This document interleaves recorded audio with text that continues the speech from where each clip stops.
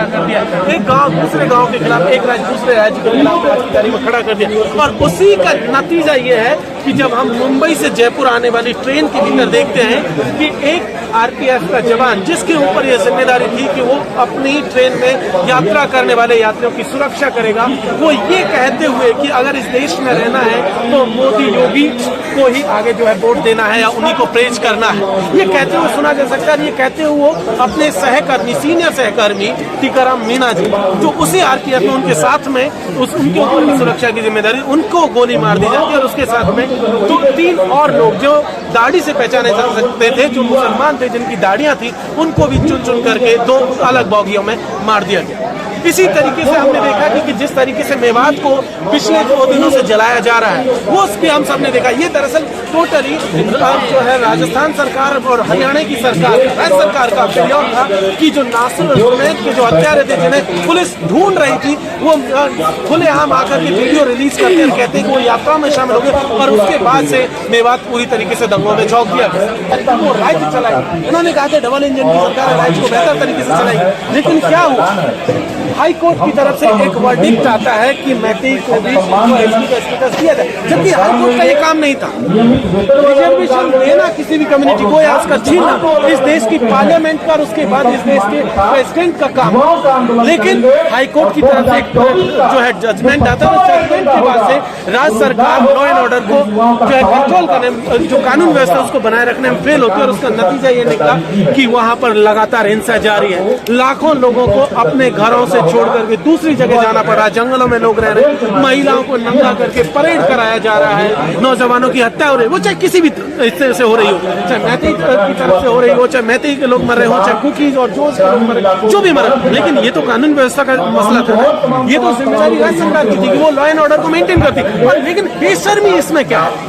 बेशर्मी इसमें यह है कि राज्य सरकार केवल इस मामले में फेल ही नहीं रही। आप देखिए कि उस वीडियो को आने के बाद में आप देखेंगे तो पाएंगे कि सरकार जो है, जो राज्य सरकार थी, जो मुख्यमंत्री वीरेंद्र सिंह है, उसको बचाने की कोशिश कर रही है। और सिर्फ वीरेंद्र सिंह को ही नहीं बचाया गया, अभी दरअसल जिस व्यक्ति ने वो वीडियो शूट किया गया था, जिन्होंने उस वीडियो को रिकॉर्ड किया गया था, अब उसके खिलाफ कार्रवाई करना शुरू कर दी। दरअसल ये तो एक तरीके से ये समझिए कि अगर आप अपने खिलाफ जो अत्याचार हो रहा है उस पर आवाज उठाएंगे तो उस पर भी आपके खिलाफ मुकदमा हो सकता है। उसमें हो सकता है कोई इंडिपेंडेंट व्यक्ति हो सकता है, मीडिया का साथी हो, अगर वो कोई इस तरीके की खबर करेगा तो हो सकता है अगले दिन आपके ऊपर भी मुकदमा हो सकता है। पर मोदी जी तो युद्ध रुकवा देते हैं, तो यहाँ क्यों नहीं रुकवा पाएंगे? हाँ। वो ठीक है, उनके अपने लोगों के लिए अच्छा लगता होगा उनको कि वो एक इस तरीके के स्टेटमेंट जारी करके। लेकिन देखिए, हमारा जो सवाल है वो ये है कि मोदी जी को इस देश को चलाने की जिम्मेदारी थी। अगर वो देश युद्ध रुकवा सकते हैं और तमाम जो भी चीजें वो कर सकते हैं, वो हो सकता है वो करते होंगे। लेकिन हम ये कह सकते हैं कि मणिपुर पर मोदी जी कम्प्लीटली फेल रहे हैं, मेवात के मसले पर जो है मोदी जी फेल रहे हैं, रोजगार के मसले पर मोदी जी कम्प्लीटली फेल है, आदिवासियों की सुरक्षा के मसले पर, महिलाओं की सुरक्षा के मसले पर आप देखेंगे तो पाएंगे मोदी जी कम्प्लीटली फेल है। फिर सफल कहाँ पर है जो मीडिया दिन रात इतना गुणगान गा रहा है? वही सफल है, उसी टीवी चैनल, वो जो बॉक्स है टीवी का, उसी के भीतर सफल है।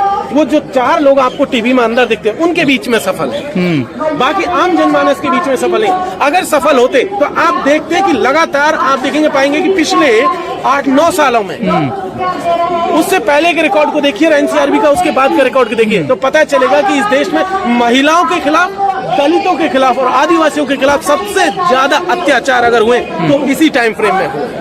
और वो अत्याचार कम नहीं हो रहे, वो लगातार बढ़ रहे हैं।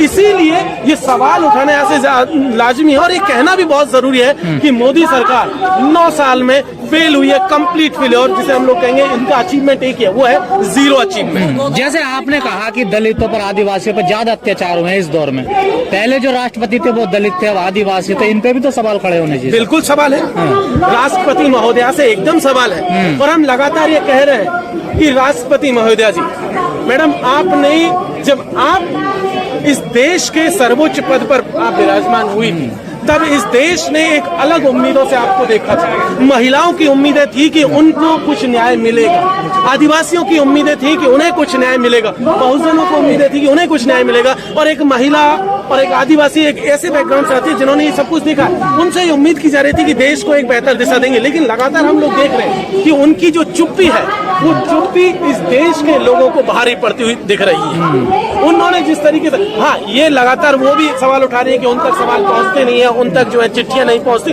वो खुद अपनी तरफ से सवाल, एकदम हो सकता है कि वो सही कह रही है, और हम तो मानते हैं कि अगर इस देश का राष्ट्रपति, हम तो ये मान के चलते हैं कि अगर इस देश का राष्ट्रपति ये बात कह रहा है कि उन तक चिट्ठियां नहीं पहुंच रही, तो हमारे लिए तो सच बात है, हम तो मानेंगे कि हाँ, राष्ट्रपति सही कह रहे हैं, और ये अगर बात सही है तो सच में शर्मनाक बात है। सर, वो कहते हैं अमृतकाल है, ये आजादी का अमृत महोत्सव है।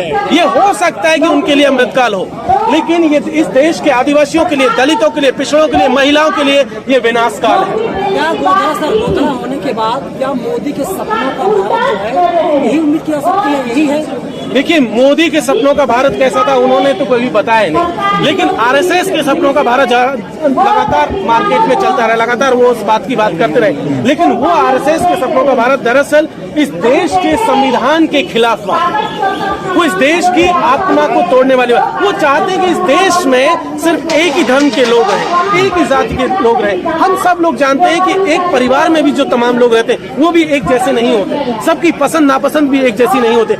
ऐसे में ये जो कहना कि एक तरीके के लोग हों, एक जाति के लोग हों, एक ही पार्टी, एक ही विचारधारा के लोग हों, ये पॉसिबल नहीं है। और इसी, क्योंकि हमारी तो खूबसूरती इसी बात में थी, विविधता में एकता वाली, यही तो हमारी थी, यूनिटी इन डाइवर्सिटी।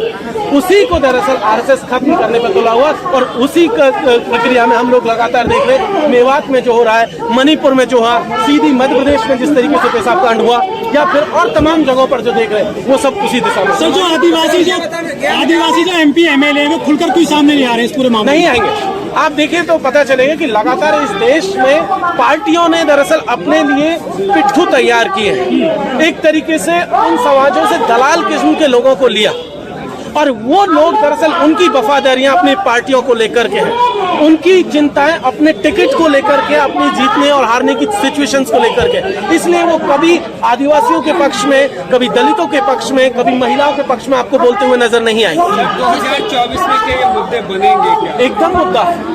आप देखिए कि जिस तरीके से आप देखेंगे पिछले हम लोग देख रहे हैं कि एक यूनिटी बनती हुई नजर है, और वो यूनिटी इंडिया की यूनिटी, वो देश की यूनिटी दरअसल एक बनती हुई नजर है। और उसमें आप देखेंगे तो किस तरीके के मसले हैं, जैसे जाति जनगणना का मसला, ओबीसी समाज जो इस देश का जनसंख्या के हिसाब से सबसे बड़ा समाज है, वो लगातार कह रहा है कि हमारी जनगणना कराई जाए। जो बेसिक डिमांड है, वो जानना चाहते हैं कि आखिर हमारी हिस्सेदारी है कि नहीं, हम लोग हैं कितने, वो यही तो जानना चाह रहा है। वो कुछ और नहीं मांग रहा, वो सिंपल एक सवाल है कि भाई हमें हमारी गणना करा दीजिए, इतनी सवाल है। लेकिन मोदी सरकार लगातार पिछले सालों में बचती आ रही है। ऐसे में ये जो यूनिटी बनती हुई दिख रही है, उसमें पहला सवाल क्या, यही सवाल है कि अगर वो सरकार नहीं सर, ये जो यूनिटी बन रही है, इसमें दलितों की जो पार्टियां, मुख्य पार्टियां, इस यूनिटी में वो नजर ही नहीं आ रही, इनको तो दरकिनार कर दो, तो कैसी यूनिटी है ये? देखिए, एक चीज आप इसको जब इस बात को करेंगे तो ऐसा नहीं है। अभी पहली 2 मीटिंग्स हुई हैं, अभी और भी बहुत सारा। पहली मीटिंग में बहुत कम लोग नजर आ रहे थे, दूसरी में बसपा सुप्रीमो कह रही है कि हमें दरकिनार कर दिया गया है। देखिए, ये अगर हम ये नहीं कह पाएंगे कि भाई बसपा सुप्रीमो जी जो कह रही है उनको क्यों नहीं बुलाया, क्या जो कॉम्प्लीशन, भीम आर्मी को भी नहीं बुलाया गया, आजाद समाज पार्टी को।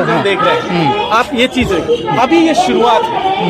आने वाले दिनों में आपको ये जो अम्ब्रेला है ये बड़ा होता हुआ नजर आएगा। उसमें भीम आर्मी से लेकर के बसपा से लेकर तमाम साथी जो भी पार्टियां हैं, और हमें उम्मीद है, और हम उनसे भी अपील करते हैं जो एक बड़ा अम्ब्रेला लेकर के चले, जो बड़ा दिल दिखाना चाहिए, वो उनसे भी हम लोग की अपील यही है कि उन्हें भी शामिल किया जाए। इस देश के तमाम जो लोग बीजेपी और आरएसएस के खिलाफ लड़ते आ रहे हैं, उन सबको भी शामिल किया, चाहे बसपा हो, चाहे भीम आर्मी हो, चाहे और भी साथी जो भी अभी इस गठबंधन का हिस्सा नहीं है, जो इसमें अभी हमें पिक्चर में नहीं नजर आ रहे, वो सब भी आने वाले दिनों में हमें पूरी उम्मीदें नजर आएगी। राजस्थान सबसे ज्यादा अत्याचार हो रहे हैं, 65 सबसे ज्यादा है राजस्थान में, SC/ST पर स्पेशली, कैसे रुकेंगे ये? देखिए, ये बिल्कुल सही है कि राजस्थान, मध्य प्रदेश और उसके साथ साथ उड़ीसा, ये ऐसे स्टेट है जहां पर एट्रोसिटीज लगातार बढ़ती जा रही है। यहाँ की जो सरकारें हैं, इनसे भी वही सवाल है जो केंद्र सरकार से है कि आप दरअसल महिलाओं को, आदिवासियों को, दलितों को न्याय देने में फेल रहे हैं। हम सब ने देखा इंद्र मेघवाल का केस,